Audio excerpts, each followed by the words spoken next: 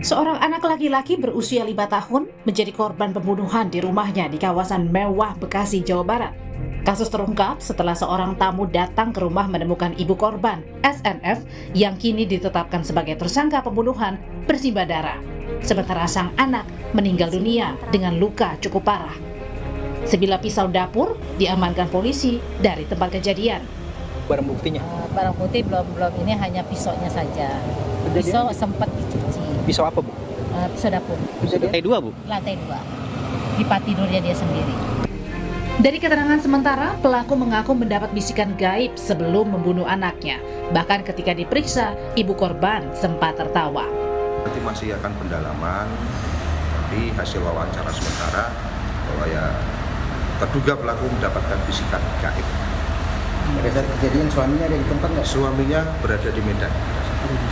Kondisi yang bersangkutan masih stabil dan mohon maaf tadi pada saat yang keterangan kita akan ketahuan, tentunya nanti kita akan berkoordinasi dengan apsikor maupun dengan pemeriksaan psikologi terhadap terduga pelaku. Usai dilakukan gelar perkara, SNF ditetapkan sebagai tersangka dengan pasal kekerasan pada anak yang menyebabkan kematian dan pasal pembunuhan. Polisi akan melibatkan tim asosiasi psikologi forensik untuk mendalami kejiwaan pelaku. Tim Liputan Kompas TV.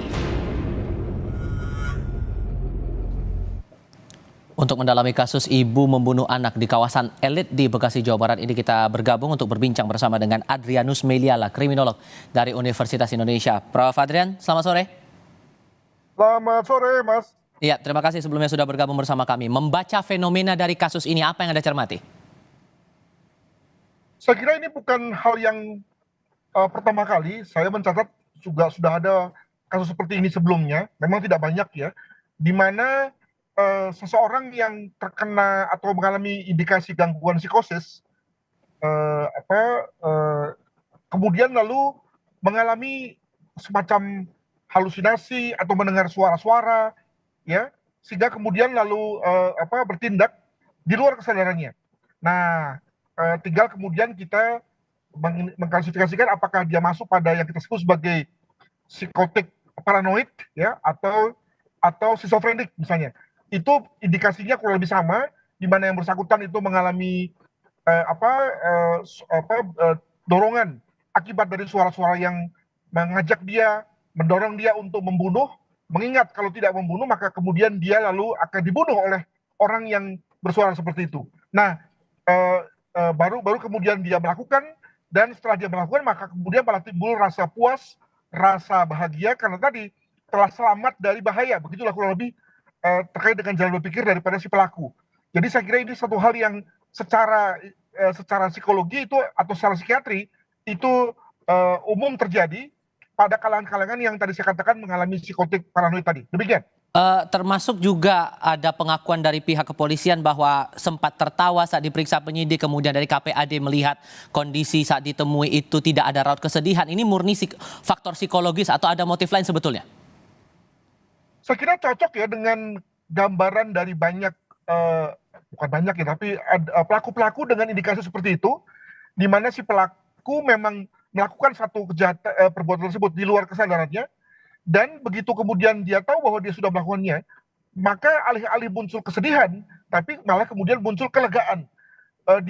Apakah kemudian yang bersangkutan sebagai seorang ibu tidak muncul perasaan sedihnya ketika telah membunuh anaknya sendiri?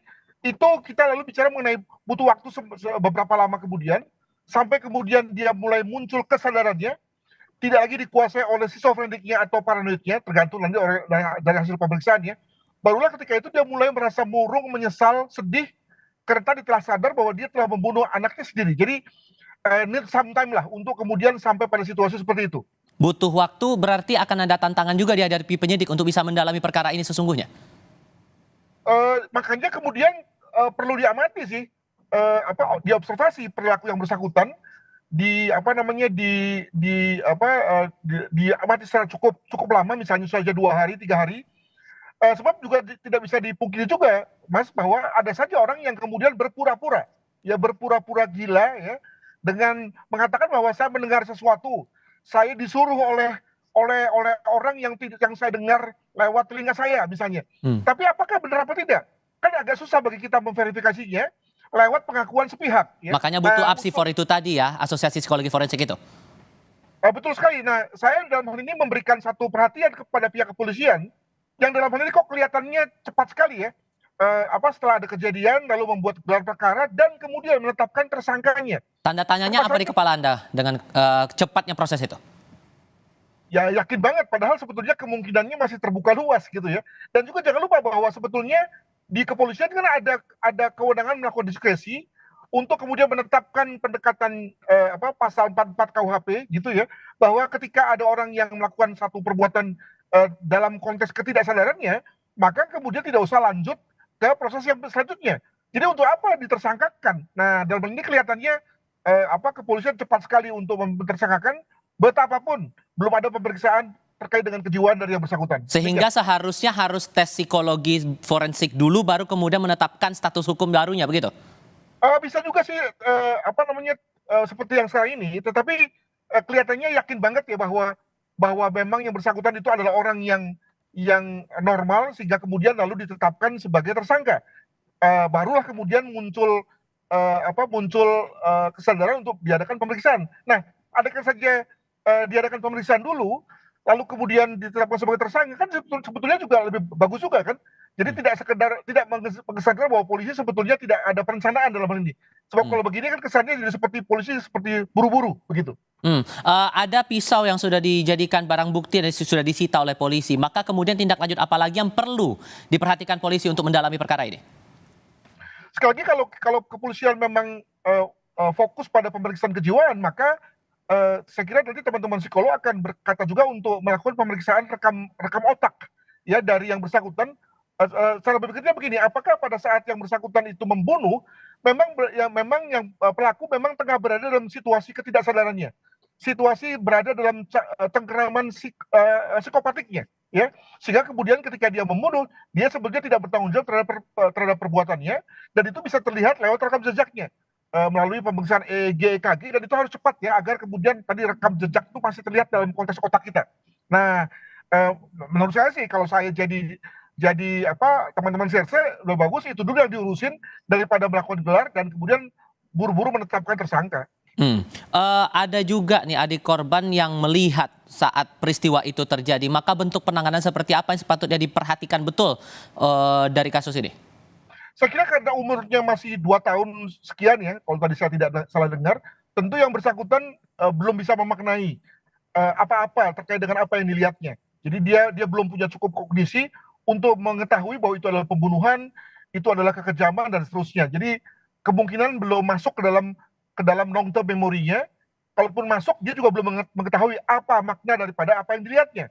Nah, menurut saya yang penting adalah bahwa jangan sampai yang bersangkutan si anak yang bayi ini, anak yang balita ini, jangan dipancing ya, dirusak memori yang sebetulnya belum terbentuk itu dengan sesuatu yang kemudian lalu membuatnya berpikir, oh yang saya lihat itu adalah pembunuhan ya, oh yang saya lihat itu adalah kakak saya sedang dibantai oleh ibu saya sendiri ya. Nah, ketika dia menyebutkan seperti itu, misalnya nanti pada saat usia dia sudah 10 tahun, 15 tahun, nah udah kacau tuh.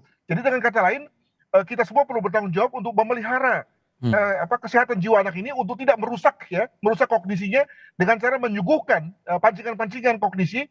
Sehingga kemudian terbentuklah yang tadi saya katakan. Terakhir, singkat saja, dengan adanya temuan 20 tusukan pada tubuh korban, secara kriminologi apa yang Anda cermati dari itu? Ini kan spontaneous killing ya, jadi pembunuhan yang spontan dan sebetulnya acak, yang lebih mengesankan pada kondisi kesal atau juga bisa kondisi horrifying atau takut. Tadi selaras dengan apa yang dia dengar atau apa yang menjadi terngiang-ngiang dalam telinganya. Kalau suara itu mengatakan bahwa bunuh segera, maka kemudian muncul dalam bentuk perilaku yang tadi segera juga. Atau kalau misalnya tadi dikatakan bahwa dalam suaranya itu, kalau kamu tidak bunuh, maka kamu akan dibunuh. Nah itulah yang kemudian menjadikan dia lalu membunuh secara berlebihan atau eksesif hingga sampai pada 20 tusukan. Demikian. Baik, Prof. Adrianus Meliala, terima kasih sudah berbagi perspektif bersama kami kali ini. Selamat sore.